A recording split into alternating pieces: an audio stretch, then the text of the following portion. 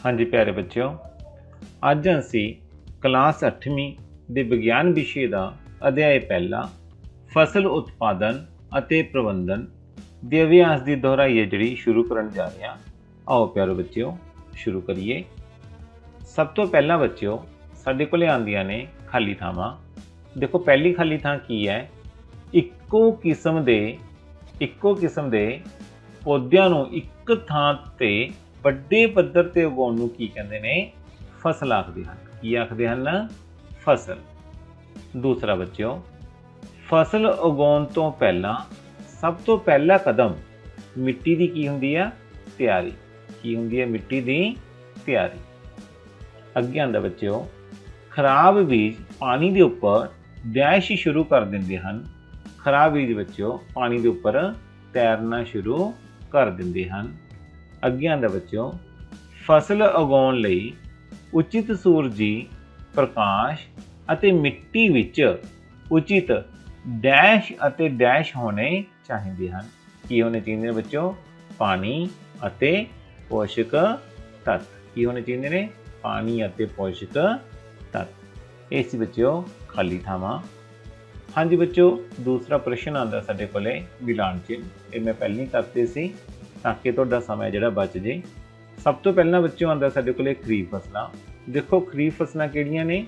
ਸਾਡੇ ਕੋਲੇ ਆਉਂਦੀ ਹੈ ਚਾਵਲ ਔਰ ਮੱਕੀ, ਜਿਹਨੂੰ ਆਪਾਂ ਚਾਵਲ ਨੂੰ ਧਾਨ ਵੀ ਬੋਲਦੇ ਹਾਂ। ਦੇਖੋ ਖਰੀਫ ਫਸਲ ਹਾਹੇ ਨਾਲ ਮਿਲਾਨ ਕਰਾਂਗੇ ਆਪਾਂ, ਕੀ ਆਏਗੀ? ਧਾਨ, ਚਾਵਲ ਜਾਂ ਮੱਕੀ, ਪਹਿਲਾ ਆਨਸਰ। ਦੂਸਰਾ ਬੱਚਿਓ ਰੱਬੀ ਫਸਲਾਂ। ਜੋ ਰੱਬੀ ਫਸਲਾਂ ਹਨ ਇਹ ਸਾਡੇ ਕੋਲੇ ਹੁੰਦੀਆਂ ਨੇ ਬੇਟਾ ਕਣਕ, ਛੋਲੇ ਅਤੇ ਮਟਰ। ਇਹ ਸਾਡੇ ਕੋਲੇ ਹੋ ਜਾਏਗਾ ਦੂਸਰਾ ਨੰਬਰ। ਤੀਸਰਾ ਆਉਂਦਾ ਬੱਚਿਓ ਰਸਾਇਣਿਕ ਖਾਦਾਂ।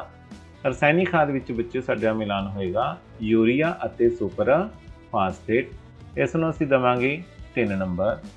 ਅੱਗੇ ਆਉਂਦਾ ਬੱਚਿਓ ਦੇਸੀ ਖਾਦਾਂ। ਦੇਸੀ ਖਾਦਾਂ ਵਿੱਚ ਆਉਂਦਾ ਹੈ ਪਸ਼ੂਆਂ ਦਾ ਗੋਬਰ, ਮੂਤਰ, ਪੌਦਿਆਂ ਦੇ ਫਾਲਤੂ ਪਦਾਰਥ। ਇਹ ਆ ਜਾਏਗਾ ਬੱਚਿਓ ਸਾਡੇ ਕੋਲੇ 4th ਨੰਬਰ, ਚੌਥਾ ਨੰਬਰ। ਹਾਂਜੀ ਬੱਚਿਓ, ਪ੍ਰਸ਼ਨ ਤੀਸਰਾ ਹੈ, ਹਰ ਇੱਕ ਦੀਆਂ 2-2 ਉਦਾਹਰਨਾਂ ਦਿਓ। ਸਭ ਤੋਂ ਪਹਿਲਾਂ ਆਉਂਦਾ ਬੱਚਿਓ ਖਰੀਫ, ਸੌਣੀ ਦੀ ਫਸਲ ਜਿਸ ਨੂੰ ਕਿਹਾ ਜਾਂਦਾ ਹੈ। ਇਹ ਵੀ ਆਪਾਂ ਹੁਣੀ ਪੜ੍ਹ ਕੇ ਚੁੱਕੇ ਹਾਂ। ਕਿਹੜੀ ਕਿਹੜੀ ਹੁੰਦੀ ਆ? ਧਾਨ, ਜਿਸ ਨੂੰ ਚਾਵਲ ਬੋਲਦੇ ਆ, ਅਤੇ ਮੱਕੀ। ਬਹੁਤ ਹੀ ਇੰਪੋਰਟੈਂਟ ਕੁਐਸਚਨ ਹੈ। ਅਗਲਾ ਆਉਂਦਾ ਬੱਚਿਓ ਰੱਬੀ, ਜਿਸ ਨੂੰ ਅਸੀਂ ਹਾੜੀ ਦੀਆਂ ਫਸਲਾਂ ਬੋਲਦੇ ਹਾਂ। ਇਹਦੀਆਂ 2 ਉਦਾਹਰਨਾਂ ਜਿਹੜੀਆਂ ਸਾਡੇ ਕੋਲੇ ਬਣਦੀਆਂ ਨੇ ਕਣਕ ਅਤੇ ਛੋਲੇ। ਆਪਾਂ ਮਟਰ ਵੀ ਨਾਲ ਲਿਖ ਸਕਦੇ ਹਾਂ। ਕਿਹੜੇ ਕਿਹੜੇ ਆਨਸਰ ਹੈ? ਕਣਕ, ਛੋਲੇ ਅਤੇ ਮਟਰ। ਅੱਗੇ ਬੱਚਿਓ ਜਿਹੜਾ ਪ੍ਰਸ਼ਨ 4 ਹੈ, ਇਸ ਵਿੱਚ ਅਸੀਂ ਨੋਟ ਲਿਖਣਾ ਹੈ। ਸਭ ਤੋਂ ਪਹਿਲਾਂ ਆਉਂਦਾ ਬੱਚਿਓ ਭੂਮੀ ਦੀ ਤਿਆਰੀ। ਕੀ ਆਉਂਦਾ ਹੈ? ਭੂਮੀ ਦੀ ਤਿਆਰੀ। ਖੇਤ ਜਾਂ ਭੂਮੀ ਨੂੰ ਤਿਆਰ ਕਰਨ ਲਈ ਪਹਿਲਾਂ ਹਲ ਦੀ ਮਦਦ ਨਾਲ ਮਿੱਟੀ ਨੂੰ ਪੁੱਟ ਕੇ ਪੋਲਾ ਕੀਤਾ ਜਾਂਦਾ ਹੈ। ਜਿਵੇਂ ਕਿ ਤੁਹਾਡੇ ਸਾਹਮਣੇ ਪਿਕਚਰਸ ਦਿਖਾਈ ਦੇ ਰਹੀਆਂ ਨੇ। ਪੁਰਾਣੇ ਸਮੇਂ ਦੇ ਵਿੱਚ ਦੇਖੋ ਬਲਦਾਂ ਨਾਲ ਮਿੱਟੀ ਨੂੰ ਪੋਲਾ ਕੀਤਾ ਜਾ ਰਿਹਾ ਹੈ, ਔਰ ਆਧੁਨਿਕ ਯੁੱਗ ਦੇ ਵਿੱਚ ਮਸ਼ੀਨਾਂ ਦੇ ਨਾਲ ਹੈ ਜਿਹੜਾ ਮਿੱਟੀ ਨੂੰ ਪੋਲਾ ਕੀਤਾ ਜਾ ਰਿਹਾ ਹੈ। ਅਜਿਹਾ ਕਰਨ ਨਾਲ ਹੇਠਲੀ ਪੋਸ਼ਕ ਤੱਤਾਂ ਨਾਲ ਭਰਪੂਰ ਮਿੱਟੀ ਉੱਪਰ ਆ ਜਾਂਦੀ ਹੈ। ਜੇਕਰ ਮਿੱਟੀ ਬਹੁਤ ਖੁਸ਼ਕ ਹੋਵੇ ਤਾਂ ਹਲ ਵਾਹੁਣ ਤੋਂ ਪਹਿਲਾਂ ਸਿੰਚਾਈ ਦੀ ਵੀ ਜ਼ਰੂਰਤ ਹੁੰਦੀ ਹੈ। ਸਿੰਚਾਈ ਬੱਚਿਓ ਪਾਣੀ ਦੇਣਾ। ਇਸ ਤੋਂ ਬਾਅਦ ਸੁਹਾਗੇ ਦੀ ਮਦਦ ਨਾਲ ਖੇਤ ਨੂੰ ਪੱਧਰਾ ਕੀਤਾ ਜਾਂਦਾ ਹੈ। ਆਪਾਂ ਇੱਕ ਵਾਰ ਦੁਬਾਰਾ ਰਿਪੀਟ ਕਰ ਲਈਏ। ਭੂਮੀ ਦੀ ਤਿਆਰੀ ਕਿਵੇਂ ਕੀਤੀ ਜਾਏਗੀ? ਖੇਤ ਜਾਂ ਭੂਮੀ ਨੂੰ ਤਿਆਰ ਕਰਨ ਲਈ ਪਹਿਲਾਂ ਹਲ ਦੀ ਮਦਦ ਨਾਲ ਮਿੱਟੀ ਨੂੰ ਪੁੱਟ ਕੇ ਪੋਲਾ ਕੀਤਾ ਜਾਂਦਾ ਹੈ। ਕਿਸ ਦੀ ਮਦਦ ਨਾਲ ਪੋਲਾ ਕੀਤਾ ਜਾਂਦਾ ਹੈ? ਹਲ ਦੀ ਮਦਦ ਨਾਲ। ਅਜਿਹਾ ਕਰਨ ਨਾਲ ਕੀ ਹੁੰਦਾ ਹੈ? ਹੇਠਲੀ ਪੋਸ਼ਕ ਤੱਤਾਂ ਨਾਲ ਭਰਪੂਰ ਮਿੱਟੀ ਉੱਪਰ ਆ ਜਾਂਦੀ ਹੈ। ਜੇਕਰ ਮਿੱਟੀ ਬਹੁਤ ਖੁਸ਼ਕ ਹੋਵੇ ਤਾਂ ਹਲ ਵਾਹੁਣ ਤੋਂ ਪਹਿਲਾਂ ਸਿੰਚਾਈ ਦੀ ਵੀ ਜ਼ਰੂਰਤ ਹੁੰਦੀ ਹੈ। ਇਸ ਤੋਂ ਬਾਅਦ ਸੁਹਾਗੇ ਦੀ ਮਦਦ ਨਾਲ ਖੇਤ ਨੂੰ ਪੱਧਰਾ ਕੀਤਾ ਜਾਂਦਾ ਹੈ। ਮੈਨੂੰ ਉਮੀਦ ਹੈ ਬੱਚਿਓ ਤੁਹਾਨੂੰ ਇਹ ਸਮਝ ਆ ਗਿਆ। ਹਾਂਜੀ ਬੱਚਿਓ, ਅਗਲਾ ਆਉਂਦਾ ਸਾਡੇ ਕੋਲ ਪੁਆਇੰਟ ਬਿਜਾਈ। ਬਿਜਾਈ ਕੀ ਹੈ? ਨਾਮ ਤੋਂ ਹੀ ਪਤਾ ਲੱਗਦਾ ਹੈ। ਵਧੀਆ ਕਿਸਮ ਦੇ ਬੀਜਾਂ ਦੀ ਚੋਣ ਕਰਕੇ ਬੀਜ ਡਰਿਲ ਜਾਂ ਹੱਥਾਂ ਨਾਲ ਬੀਜਾਂ ਨੂੰ ਸਹੀ ਡੂੰਘਾਈ ਅਤੇ ਸਹੀ ਦੂਰੀ ਤੇ ਮਿੱਟੀ ਵਿੱਚ ਬੀਜਣ ਨੂੰ ਕੀ ਕਹਿੰਦੇ ਨੇ? ਬਿਜਾਈ ਆਖਦੇ ਹਨ। ਕੀ ਕੀਤਾ ਜਾਂਦਾ ਹੈ? ਵਧੀਆ ਕਿਸਮ ਦੇ ਬੀਜਾਂ ਨੂੰ ਬੀਜ ਡਰਿਲ ਦੀ ਮਦਦ ਨਾਲ ਜਾਂ ਹੱਥਾਂ ਨਾਲ ਸਹੀ ਡੂੰਘਾਈ ਅਤੇ ਸਹੀ ਦੂਰੀ ਤੇ ਮਿੱਟੀ ਵਿੱਚ ਬੀਜਣ ਨੂੰ ਕੀ ਕਿਹਾ ਜਾਂਦਾ ਹੈ? ਬਿਜਾਈ ਆਖਿਆ ਜਾਂਦਾ ਹੈ। ਅਗਲਾ ਆਉਂਦਾ ਬੱਚਿਓ ਗੋਡੀ। ਇੱਥੇ ਆਉਂਦਾ ਸਾਡੇ ਕੋਲੇ ਬੇਲੋੜੇ ਪੌਦੇ, ਜਿਸ ਨੂੰ ਅਸੀਂ ਨਦੀਨ ਬੋਲਦੇ ਹਾਂ, ਨੂੰ ਫਸਲ ਵਿੱਚੋਂ ਬਾਹਰ ਕੱਢਣ ਦੀ ਪ੍ਰਕਿਰਿਆ ਨੂੰ ਕੀ ਕਹਿੰਦੇ ਨੇ? ਗੋਡੀ ਕਹਿੰਦੇ ਨੇ। ਗੋਡੀ ਕਿਸ ਨਾਲ ਕੀਤੀ ਜਾਂਦੀ ਆ? ਹੱਥਾਂ ਨਾਲ ਵੀ ਕੀਤੀ ਜਾ ਸਕਦੀ ਆ, ਖੁਰਪੇ ਨਾਲ ਜਾਂ ਸੀਡ ਡਰਿਲ ਨਾਲ ਇਹ ਜਿਹੜੀ ਕੀਤੀ ਜਾਂਦੀ ਹੈ। ਬੇਲੋੜੇ ਪੌਦਿਆਂ ਨੂੰ ਫਸਲ ਵਿੱਚੋਂ ਬਾਹਰ ਕੱਢਣ ਦੀ ਪ੍ਰਕਿਰਿਆ ਨੂੰ ਕੀ ਕਿਹਾ ਜਾਂਦਾ ਹੈ? ਗੋਡੀ। ਅੱਗੇ ਆਉਂਦਾ ਬੱਚਿਓ ਗਹਾਈ। ਪੱਕੀ ਹੋਈ ਫਸਲ ਦੀਆਂ ਡੰਡੀਆਂ ਨਾਲੋਂ ਦਾਣਿਆਂ ਨੂੰ ਵੱਖ ਕਰਨ ਦੀ ਪ੍ਰਕਿਰਿਆ ਨੂੰ ਕੀ ਕਿਹਾ ਜਾਂਦਾ ਹੈ? ਗਹਾਈ ਆਖਿਆ ਜਾਂਦਾ ਹੈ। ਦੇਖੋ ਫਸਲ ਜਦੋਂ ਪੱਕ ਜਾਂਦੀ ਹੈ, ਡੰਡੀਆਂ ਤੋਂ ਜਦੋਂ ਦਾਣਿਆਂ ਨੂੰ ਵੱਖ ਕੀਤਾ ਜਾਂਦਾ ਹੈ, ਉਸ ਨੂੰ ਕੀ ਕਿਹਾ ਜਾਂਦਾ ਹੈ? ਗਹਾਈ ਆਖਿਆ ਜਾਂਦਾ ਹੈ। ਤੇ ਇਸ ਨੂੰ ਥ੍ਰੈਸ਼ਰ ਜਾਂ ਕੰਬਾਈਨ ਦੀ ਵਰਤੋਂ ਨਾਲ ਵੀ ਜਿਹੜਾ ਉਪਯੋਗ ਵਿੱਚ ਲਿਆਂਦੀ ਜਾਂਦੀ ਹੈ। ਦੁਬਾਰਾ ਪੜ੍ਹਦੇ ਹਾਂ। ਗਹਾਈ ਕੀ ਹੈ? ਪੱਕੀ ਹੋਈ ਫਸਲ ਦੀਆਂ ਡੰਡੀਆਂ ਨਾਲੋਂ ਦਾਣਿਆਂ ਨੂੰ ਵੱਖ ਕਰਨ ਦੀ ਪ੍ਰਕਿਰਿਆ ਨੂੰ ਗਹਾਈ ਆਖਦੇ ਹਨ। ਇਸ ਲਈ ਥ੍ਰੈਸ਼ਰ ਜਾਂ ਕੰਬਾਈਨ ਦੀ ਵੀ ਵਰਤੋਂ ਜਿਹੜੀ ਲਈ ਜਾਂਦੀ ਹੈ। ਹਾਂਜੀ ਬੱਚੋ, ਅਗਲਾ ਸਾਡਾ ਬਹੁਤ ਹੀ ਮਹੱਤਵਪੂਰਨ ਪ੍ਰਸ਼ਨ ਆਉਂਦਾ ਹੈ, ਇੰਪੋਰਟੈਂਟ ਪ੍ਰਸ਼ਨ ਹੈ, ਰਸਾਇਣਿਕ ਖਾਦਾਂ ਅਤੇ ਰੂੜੀ ਖਾਦ ਵਿੱਚ ਅੰਤਰ ਸਪਸ਼ਟ ਕਰੋ। ਸਭ ਤੋਂ ਪਹਿਲਾਂ ਬੱਚੋ ਅਸੀਂ ਰਸਾਇਣਿਕ ਖਾਦ ਬਾਰੇ ਪੜ੍ਹਦੇ ਹਾਂ। ਪਹਿਲਾ ਆਉਂਦਾ ਹੈ ਰਸਾਇਣਿਕ ਖਾਦਾਂ ਅਕਾਰਬਨਿਕ ਪਦਾਰਥ ਹਨ। ਦੂਸਰਾ, ਰਸਾਇਣਿਕ ਖਾਦਾਂ ਦਾ ਉਤਪਾਦਨ ਫੈਕਟਰੀਆਂ ਵਿੱਚ ਕੀਤਾ ਜਾਂਦਾ ਹੈ। ਤੀਸਰਾ, ਰਸਾਇਣਿਕ ਖਾਦਾਂ ਭੂਮੀ ਨੂੰ ਮੱਲੜ ਪ੍ਰਦਾਨ ਨਹੀਂ ਕਰਦੀਆਂ, ਚੌਥਾ, ਰਸਾਇਣਿਕ ਖਾਦਾਂ ਵਿੱਚ ਨਾਈਟ੍ਰੋਜਨ, ਫਾਸਫੋਰਸ ਅਤੇ ਪੋਟਾਸ਼ੀਅਮ ਆਦਿ ਪੋਸ਼ਕ ਤੱਤ ਭਰਪੂਰ ਮਾਤਰਾ ਵਿੱਚ ਹੁੰਦੇ ਹਨ। ਦੁਬਾਰਾ ਪੜ੍ਹ ਲਈਏ। ਰਸਾਇਣਿਕ ਖਾਦਾਂ ਅਕਾਰਬਨਿਕ ਪਦਾਰਥ ਨੇ, ਇਹ ਫੈਕਟਰੀਆਂ ਵਿੱਚ ਤਿਆਰ ਕੀਤੀ ਜਾਂਦੀ ਆ, ਇਹ ਭੂਮੀ ਨੂੰ ਮੱਲੜ ਪ੍ਰਦਾਨ ਨਹੀਂ ਕਰਦੀ। ਚੌਥਾ, ਰਸਾਇਣਿਕ ਖਾਦਾਂ ਵਿੱਚ ਨਾਈਟ੍ਰੋਜਨ, ਫਾਸਫੋਰਸ ਅਤੇ ਪੋਟਾਸ਼ੀਅਮ ਆਦਿ ਪੋਸ਼ਕ ਤੱਤ ਭਰਪੂਰ ਮਾਤਰਾ ਵਿੱਚ ਹੁੰਦੇ ਨੇ। ਅੱਗੇ ਆਉਂਦਾ ਬੱਚੇ ਰੂੜੀ ਖਾਦ। ਰੂੜੀ ਖਾਦ ਕੀ ਹੈ? ਇੱਕ ਕੁਦਰਤੀ ਪਦਾਰਥ ਹੈ ਜੋ ਕਿ ਪੌਦਿਆਂ ਤੇ ਜੰਤੂਆਂ ਦੇ ਵਿਅਰਥ ਪਦਾਰਥਾਂ ਦੇ ਅਪਘਟਨ ਤੋਂ ਤਿਆਰ ਕੀਤਾ ਜਾਂਦਾ ਹੈ। ਦੂਸਰਾ, ਰੂੜੀ ਖਾਦ ਖੇਤਾਂ ਵਿੱਚ ਜਾਂ ਘਰਾਂ ਦੇ ਬਾਹਰ ਖੁੱਲੀ ਥਾਂ ਵਿੱਚ ਤਿਆਰ ਜਿਹੜੀ ਕੀਤੀ ਜਾਂਦੀ ਹੈ। ਅੱਗੇ ਰੂੜੀ ਖਾਦ ਭੂਮੀ ਨੂੰ ਭਰਪੂਰ ਮਾਤਰਾ ਵਿੱਚ ਮੱਲੜ ਪ੍ਰਦਾਨ ਕਰਦੀ ਹੈ। ਰੂੜੀ ਖਾਦ ਵਿੱਚ ਰਸਾਇਣਿਕ ਖਾਦਾਂ ਦੀ ਤੁਲਨਾ ਵਿੱਚ ਇਹ ਪੋਸ਼ਕ ਤੱਤ ਘੱਟ ਮਾਤਰਾ ਵਿੱਚ ਹੁੰਦੇ ਹਨ। ਹਾਂਜੀ ਬੱਚਿਓ, ਆਪਣੇ ਕੋਲ ਅਗਲਾ ਪ੍ਰਸ਼ਨ ਹੈ, ਸਿੰਚਾਈ ਕੀ ਹੈ? ਸਿੰਚਾਈ ਦੇ ਦੋ ਅਜਿਹੇ ਢੰਗਾਂ ਦੀ ਵਿਆਖਿਆ ਕਰੋ ਜੋ ਪਾਣੀ ਦੀ ਬਚਤ ਕਰਦੇ ਹੋਣ। ਸਭ ਤੋਂ ਪਹਿਲਾਂ ਬੱਚਿਓ ਸਾਨੂੰ ਸਿੰਚਾਈ ਬਾਰੇ ਜਿਹੜਾ ਪਤਾ ਹੋਣਾ ਚਾਹੀਦਾ ਹੈ। ਸਿੰਚਾਈ ਕੀ ਹੈ? ਇੱਥੇ ਆਉਂਦਾ ਹੈ ਫਸਲ ਨੂੰ ਉਚਿਤ ਅੰਤਰਾਲ ਤੇ ਪਾਣੀ ਦੇਣ ਦੀ ਕਿਰਿਆ ਨੂੰ ਸਿੰਚਾਈ ਕਹਿੰਦੇ ਹਨ। ਦੁਬਾਰਾ, ਫਸਲ ਨੂੰ ਉਚਿਤ ਅੰਤਰਾਲ ਤੇ ਪਾਣੀ ਦੇਣ ਦੀ ਕਿਰਿਆ ਨੂੰ ਸਿੰਚਾਈ ਕਹਿੰਦੇ ਹਨ।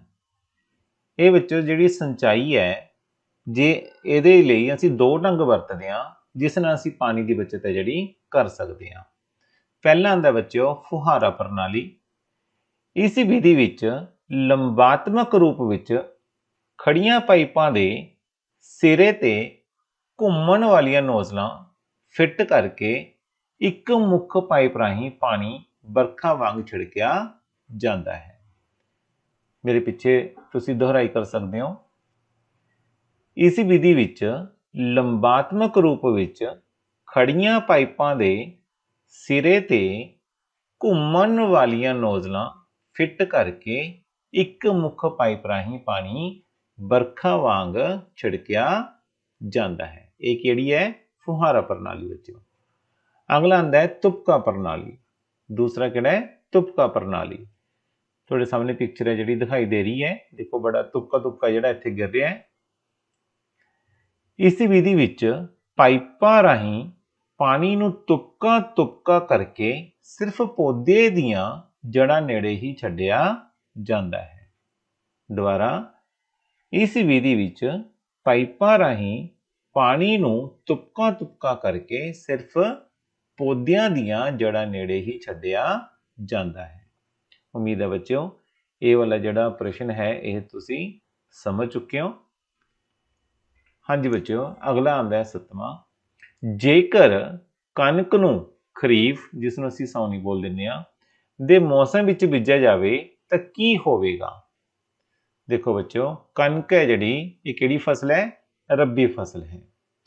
ਕਣਕ ਦੀ ਫਸਲ ਨੂੰ ਵੱਧ ਠੰਡ ਅਤੇ ਘੱਟ ਪਾਣੀ ਦੀ ਲੋੜ ਹੈ ਜਿਹੜੀ ਹੁੰਦੀ ਹੈ। ਇਸ ਨੂੰ ਸਾਉਣੀ ਵਿੱਚ ਬੀਜਣ ਤੇ ਅਨੁਕੂਲ ਹਾਲਤਾਂ ਨਾ ਮਿਲਣ ਕਾਰਨ, ਕਿਹੜੀਆਂ ਹਾਲਤਾਂ ਨਾ ਮਿਲਣ ਕਾਰਨ ਫਸਲ ਦਾ ਸਹੀ ਵਾਧਾ ਨਹੀਂ ਹੋਵੇਗਾ ਅਤੇ ਝਾੜ ਵੀ ਹੈ ਜਿਹੜਾ ਘੱਟ ਹੋਵੇਗਾ। ਦੇਖੋ ਕਣਕ ਕਿਹੜੀ ਫਸਲ ਹੈ? ਰੱਬੀ ਫਸਲ ਹੈ। ਇਸ ਨੂੰ ਕਾਹਦੀ ਜ਼ਿਆਦਾ ਜ਼ਰੂਰਤ ਪੈਂਦੀ ਹੈ? ਵੱਧ ਠੰਡ ਘੱਟ ਪਾਣੀ ਦੀ। ਸਾਉਣੀ ਦੇ ਸਮੇਂ ਪਾਣੀ ਜ਼ਿਆਦਾ ਹੁੰਦਾ ਹੈ, ਜਿਸ ਕਰਕੇ ਅਨੁਕੂਲ ਹਾਲਤਾਂ ਨਾ ਹੋਣ ਕਰਕੇ ਫਸਲ ਦਾ ਵਾਧਾ ਜਿਹੜਾ ਨਹੀਂ ਹੋਵੇਗਾ ਅਤੇ ਝਾੜ ਵੀ ਘੱਟ ਮਿਲੇਗਾ। ਅਗਲਾ ਆਉਂਦਾ ਹੈ ਖੇਤਾਂ ਵਿੱਚ ਲਗਾਤਾਰ ਫਸਲਾਂ ਬੀਜਣ ਨਾਲ ਭੂਮੀ ਤੇ ਕੀ ਪ੍ਰਭਾਵ ਪਵੇਗਾ। ਦੇਖੋ ਜੇ ਲਗਾਤਾਰ ਫਸਲ ਹੈ ਜਿਹੜੀ ਆਪਾਂ ਬੀਜਦੇ ਰਹਿਣੇ ਆ ਤਾਂ ਕੀ ਹੋਏਗਾ? ਪੋਸ਼ਕ ਤੱਤਾਂ ਦੀ ਕਮੀ ਆ ਜਾਵੇਗੀ।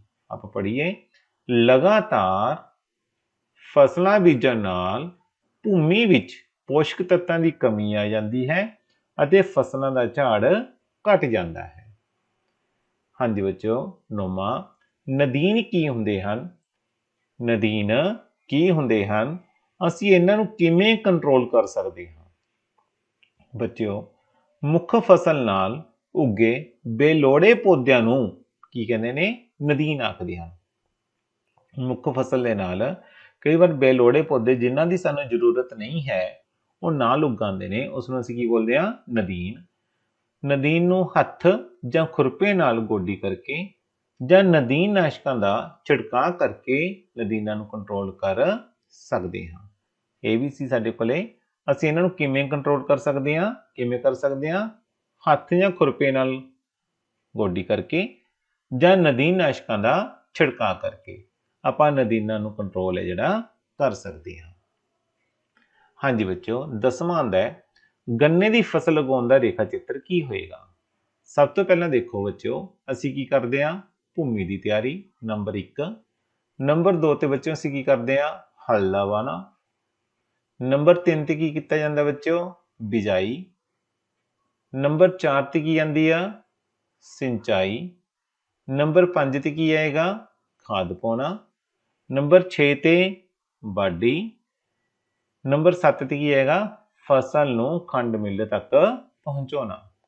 ਦੇਖੋ ਗੰਨੇ ਦੀ ਫਸਲ ਵਾਸਤੇ ਭੂਮੀ ਦੀ ਤਿਆਰੀ ਕੀਤੀ ਗਈ, ਫਿਰ ਅਸੀਂ ਹਲ ਚਲਾਇਆ, ਫਿਰ ਬਿਜਾਈ ਕੀਤੀ, ਫਿਰ ਅਸੀਂ ਸਿੰਚਾਈ ਕੀਤੀ, ਫਿਰ ਖਾਦ ਪਾਈ, ਫਿਰ ਫਸਲ ਪੱਕਣ ਤੋਂ ਬਾਅਦ ਵਾਢੀ, ਫਿਰ ਫਸਲ ਨੂੰ ਕਿੱਥੇ ਲੈ ਗਏ? ਖੰਡ ਮਿੱਲ ਤੱਕ ਪਹੁੰਚਾ ਦਿੱਤਾ ਗਿਆ। ਹਾਂਜੀ ਬੱਚਿਓ, ਅੱਜ ਦਾ ਲਾਸਟ ਪ੍ਰਸ਼ਨ ਹੈ, ਇੱਕ ਪਹੇਲੀ ਹੈ, ਇਸ ਨੂੰ ਪੂਰਾ ਕਰਨਾ ਸੀ। ਦੇਖੋ ਫਸਲ ਨੂੰ ਪਾਣੀ ਦੇਣ ਨੂੰ ਅਸੀਂ ਕੀ ਬੋਲਦੇ ਹਾਂ? ਸਿੰਚਾਈ ਬੋਲਦੇ ਹਾਂ। ਦੂਸਰਾ, ਪੱਕੀ ਫਸਲ ਨੂੰ ਜਿਸ ਮਸ਼ੀਨ ਨਾਲ ਕੱਟਿਆ ਜਾਂਦਾ ਹੈ ਉਹ ਕਿਹੜੀ ਮਸ਼ੀਨ ਹੁੰਦੀ ਹੈ? ਹਾਰਵੈਸਟਰ। ਕਿਹੜੀ ਹੁੰਦੀ ਹੈ? ਹਾਰਵੈਸਟਰ। ਅੱਗੇ, ਬਰਖਾ ਰੁੱਤ ਵਿੱਚ ਉਗਾਈ ਜਾਣ ਵਾਲੀ ਫਸਲ ਕਿਹੜੀ ਹੁੰਦੀ ਹੈ? ਚਾਵਲ। ਕਿਹੜੀ ਹੁੰਦੀ ਹੈ ਬੱਚਿਓ? ਚਾਵਲ। ਅੱਗੇ ਆਉਂਦਾ ਦਾਣਿਆਂ ਨੂੰ ਤੂੜੀ ਤੋਂ ਵੱਖ ਕਰਨ ਦੀ ਪ੍ਰਕਿਰਿਆ ਨੂੰ ਕੀ ਕਿਹਾ ਜਾਂਦਾ ਹੈ? ਗਹਾਈ। ਕੀ ਕਿਹਾ ਜਾਂਦਾ ਹੈ? ਗਹਾਈ। ਇੱਕੋ ਨਸਲ ਦੇ ਪੌਦਿਆਂ ਨੂੰ ਵੱਡੇ ਪੱਧਰ ਤੇ ਉਗਾਉਣ ਨੂੰ ਕੀ ਕਿਹਾ ਜਾਂਦਾ ਹੈ? ਫਸਲ। ਕੀ ਕਿਹਾ ਜਾਂਦਾ ਹੈ? ਫਸਲ। ਅੱਗੇ, ਫਸਲ ਦੇ ਦਾਣਿਆਂ ਨੂੰ ਲੰਬੇ ਸਮੇਂ ਤੱਕ ਸੁਰੱਖਿਅਤ ਰੱਖਣ ਦੀ ਵਿਧੀ ਨੂੰ ਕੀ ਬੋਲਿਆ ਜਾਂਦਾ ਹੈ? ਭੰਡਾਰਨ। ਕੀ ਬੋਲਿਆ ਜਾਂਦਾ ਬੱਚਿਓ? ਭੰਡਾਰਨ। ਮੈਨੂੰ ਉਮੀਦ ਹੈ ਬੱਚਿਓ ਅੱਜ ਦਾ ਜਿਹੜਾ ਇਹ ਚੈਪਟਰ ਸੀ ਇਹ ਤੁਹਾਨੂੰ ਸਮਝ ਆ ਚੁੱਕਿਆ ਹੈ। ਬੱਚਿਓ, ਜੇ ਤੁਹਾਨੂੰ ਲੱਗ ਰਿਹਾ ਹੈ ਵੀ ਅੱਜ ਇਸ ਚੈਪਟਰ ਨੂੰ ਪੜ੍ਹ ਕੇ ਤੁਹਾਨੂੰ ਮਜ਼ਾ ਆਇਆ ਤੇ ਚੰਗੀ ਤਰ੍ਹਾਂ ਸਮਝ ਵੀ ਆਇਆ ਤਾਂ ਇਸ ਵੀਡੀਓ ਨੂੰ ਵੱਧ ਤੋਂ ਵੱਧ ਲਾਈਕ ਜ਼ਰੂਰ ਕਰ ਦੇਣਾ ਔਰ ਇਸ ਚੈਨਲ ਨੂੰ ਸਬਸਕ੍ਰਾਈਬ ਕਰ ਲੈਣਾ ਔਰ ਇਸ ਦੇ ਨਾਲ ਜੋ ਬੈਲ ਆਈਕਨ ਦਾ ਬਟਨ ਆਉਂਦਾ ਹੈ ਇਸ ਨੂੰ ਪ੍ਰੈਸ ਕਰਨਾ ਨਾ ਭੁੱਲਣਾ। ਇਸ ਵੀਡੀਓ ਨੂੰ ਦੇਖਣ ਲਈ ਬੱਚਿਓ ਤੁਹਾਡਾ ਬਹੁਤ ਬਹੁਤ ਧੰਨਵਾਦ। Thanks for watching.